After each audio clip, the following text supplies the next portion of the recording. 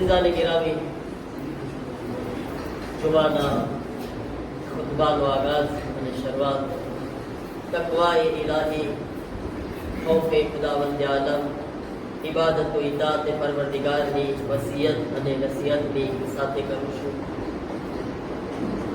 જુમાના ખુતબામાં આપણે જે સુજે પર ચર્ચા કરી રહ્યા છીએ, કોણ તમારામાંથી બોલશે? આપણે ક્યાં ટોપિક પર ચર્ચા કરી રહ્યા છીએ?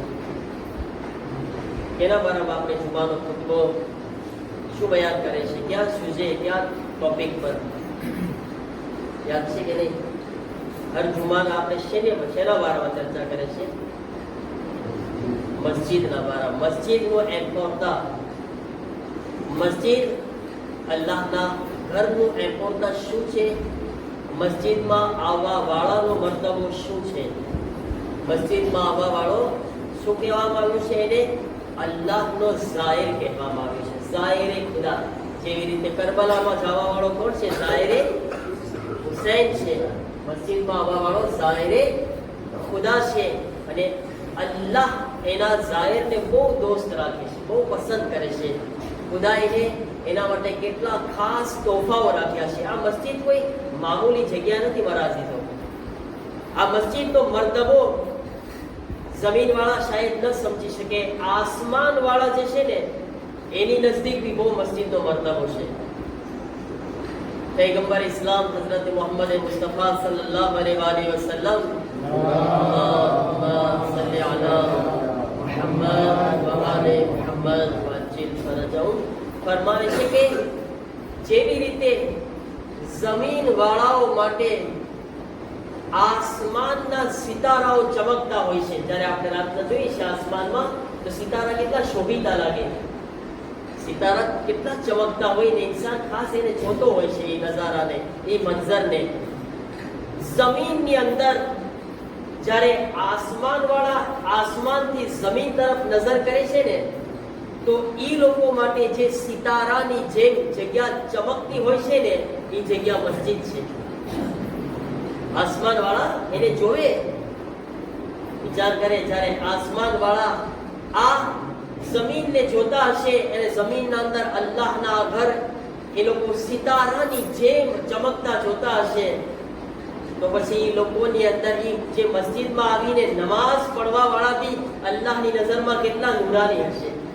જાહિર છે કે મસ્જિદ ચમકી રહી છે સિતારાની જેમ, તો ફરિશ્તા આ મસ્જિદની અંદર નમાઝીઓને પણ જોતા હશે કે માશાઅલ્લાહ કેવું નૂર આવી રહ્યું છે મસ્જિદના અંદર કે અલ્લાહના ઘરમાંથી, અને આ નમાઝીઓમાંથી કેવું નૂર નીકળતું હશે જેને આસમાન વાળા ફખરથી જોઈ રહ્યા છે જમીન તરફ. મારા અઝીઝો, આ મસ્જિદમાં આવવા વાળા તમને ખબર છે કેટલા અલ્લાહ તાલાને પસંદ છે અને અલ્લાહ તાલાની નજદીક કેટલું એનું એમ્પોર્તા છે. એના બારામાં છઠ્ઠા ઇમામ ઇમામે જાફર સાદિક અલૈહિ સલામ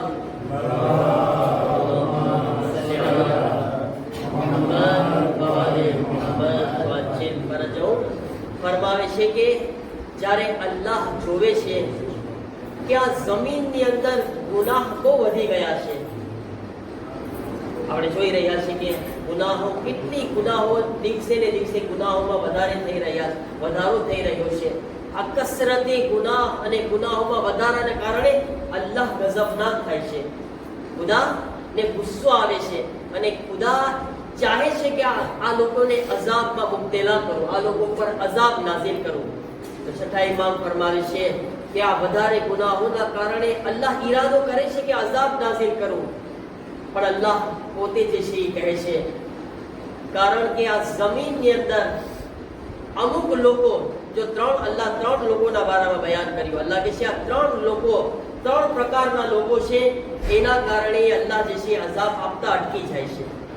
અઝાબ અહીંયા હકદાર છે અઝાબના, પણ ખુદા નથી મોકલતો. કોના હિસાબે?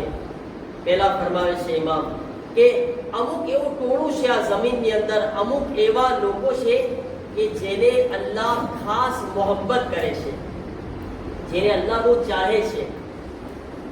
ટોળામાં જે છે આપણે કહી શકીએ કે અહેલે બેત અલૈહિમુસ્સલામ છે, જે એ હસ્તી છે, યા અમુક એવા અલ્લાહના નેક બંદાઓ છે આ જમીન પર, હુજ્જતે ખુદા છે, ઇમામે ઝમાના છે, તો આવા અમુક એવી હસ્તીઓ છે જેના કારણે અલ્લાહ એમની મોહબ્બતના કારણે આ જમીનમાં અઝાબ ગુનાહોના હોવા છતાં બી નથી મોકલતો. પછી ઇમામ ફરમાવે છે બીજા એ લોકો જેના માટે અલ્લાહ જે છે ફરમાવે છે કે અગર આ જમીનની અંદર મારા અમુક એવા બંદાઓ જે મસ્જિદમાં નમાઝ પડવા જઈ રહ્યા છે ઈ ન હોત ને તો આ જમીન ઉપર અઝાબ નાઝિલ કરી દે. નમાઝીઓની બરકત જોઈએ, મસ્જિદમાં આવવા વાળાની બરકત. આજે આપણે બેઠા છે ને માશાઅલ્લાહ, આ બીજાઓ માટે રહેમતનું કારણ બની રહ્યા છે. કોશિશ કરે છે નથી આવતા ઈ પણ આવીને બીજા લોકો માટે રહેમતનું કારણ બને. આવે અલ્લાહના ઘરમાં ખુદા આ લોકોની બરકતથી જે બેઠા છે, આ મસ્જિદમાં આવી રહ્યા છે ને, અલ્લાહ જોવે છે કે આ મારા બંદા જે મારા ઘરના ઝાહિર છે, મારા ઘરમાં હાજરી આપે છે, હું શું કામ આ જમીન ઉપર અઝાબ મોકલું? ભલે ગુનાહગાર છે તો છે, પણ જમીન પર આવા બંદાઓ પણ છે જે મારા ઘરમાં આવવા વાળા છે. એટલે ખુદા અઝાબને, એના ગુસ્સાને ઠંડો કરી નાખે છે આ મસ્જિદમાં આવવા વાળાના કારણે. અને ત્રીજું ઇમામ ફરમાવે છે કે અમુક લોકો એવા છે કે જે સવારના વહેલા ઉઠીને અલ્લાહની બારગાહમાં ઇસ્તિગફાર કરે છે, નમાઝે શબ પડે છે. એ જે નમાઝે શબ પડવા વાળા છે, ખુદા એના કારણે, નમાઝે શબની બરકતના કારણે, વહેલા ઉઠીને તોબા કરવા વાળાના કારણે લોકો ઉપર અઝાબ નાઝિલ નથી કરતો, ખુદા હયા કરે છે. એ લોકોની બરકતથી આપણે બધા જે છે ગુનાહગારો જે છે એ બચી જતા હોઈએ છીએ. આ છે મસ્જિદ વાળાઓની બરકત. એક છેલ્લી હદીસ બયાન કરું.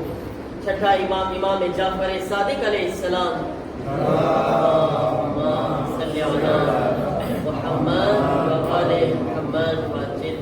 આ હદીસમાં ખાસ મસ્જિદના પડોશીઓ માટે રિવાયત આવી છે.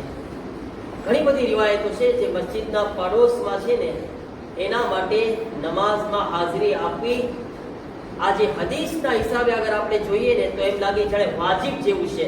લફ્ઝ શબ્દ વાજિબ નથી આવ્યો, પણ જે રિવાયતમાં જે અલ્ફાઝ આવ્યા છે, શબ્દો આવ્યા છે, બહુ સખ્ત આવ્યા છે. રિવાયતમાં છે કે મસ્જિદો અલ્લાહ તાલાની બારગાહમાં પોતાના પડોશીઓ માટે શિકાયત કરે છે. શિકાયત કરે છે અથવા કરશે અલ્લાહ તાલાની બારગાહ. એક રિવાયતમાં છે કયામતના શિકાયત કરશે. એક રિવાયતમાં આ રિવાયત એમ સમજાય છે કે અલ્લાહની બારગાહમાં શિકાયત કરે છે.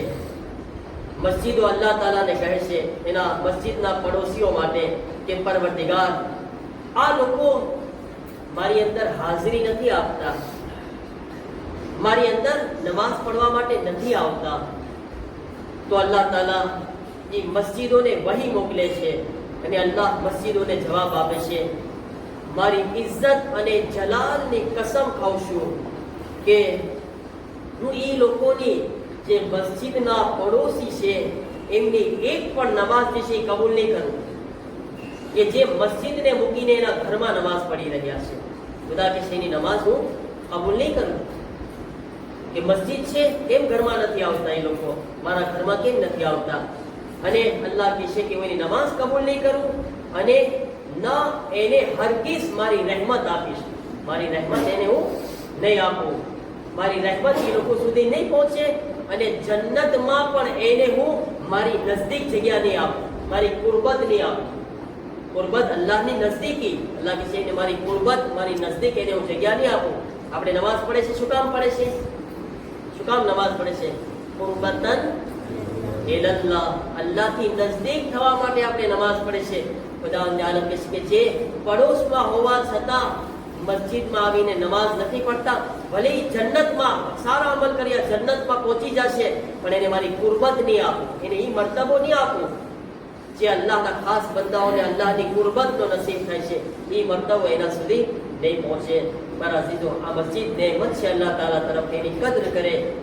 અલ્લાહ તાલા આ નેમત આપી છે તો અહીંયા આગળ હાજરી આપવાની અને વધારેમાં વધારે એ ફઝીલતને હાસિલ કરવાની કોશિશ કરે. પરવરદિગારની બારગાહમાં આપણે દુઆ ગુજારે, પરવરદિગારા અમોને બધાઈને આ મસ્જિદની કદર કરવાની તૌફીક અતા ફરમાવ હંમેશા મસ્જિદમાં હાજર રહીને તારા ઝાહિર બનવાનો શરફ નસીબ ફરમાવ મસ્જિદમાં હાજર થઈને તારી ઇબાદત કરવાનો શરફ નસીબ ફરમાવ પરવરદિગારા અમારા તમામ ગુનાહને સગીરા ઓ કબીરાને માફ ફરમાવ हमारा मरहुमीन की मग़फ़िरत फरमाओ बेहक़ मोहम्मद वाले मोहम्मद अलैहिस्सलाम बेहक़ इमाम सज्जाद अलैहिस्सलाम जे जे मोमिनीन बीमारों शिफा माटे गुजारिश करवामां आवी छे दुआ नी मारा अल्लाह सर्वेनी शिफाए कामिला व आजिला अता फरमाओ सर्वेनी परेशानीओने दूर फरमाओ मारा अल्लाह आ देशमां जे हालात छे सख्त छे मुसीबतना ने तकलीफोना हालात छे मारा अल्लाह जल्दी थी अमोने आ हालात की नजात अता फरमाओ मारा करीम परवरदिगार आ सख्त हालात में मोमिनीन नी मुस्लिमीन नी खास नुसरत अने मदद फरमाओ अने शर फैलावा वाला जुल्म फैलावा वाला ने तू जल्दी थी तेरा मकसद में नाकामयाबी अता फरमाओ अने जालिमोना शर ने ना तरफ पलटावी आओ परवरदिगारा मोमिनीन नी जान माल इज्जत आबरू नी हिफाजत फरमाओ इमाम ज़माना अलैहिस्सलाम ना ज़ुहूर मां जल्दी फरमाओ अपने इमाम ना मददगारों में शामिल फरमाओ हमने ज़ुहूर इमाम ज़माना सुधी ज़िंदगी नसीब फरमाओ रब्बना तक़ब्बल मिन्ना इन्नका अंतस समीउल अलीम बिस्मिल्लाहिर रहमानिर रहीम वल अस्र इन्नल इंसाना लफ़ी खुस्र इल्लल्लज़ीना आमनू व अमिलुस सालिहात व तवासौ बिल हक़्क़ि व तवासौ बिस सब्र सदक़ल्लाहुल अलीयुल अज़ीम।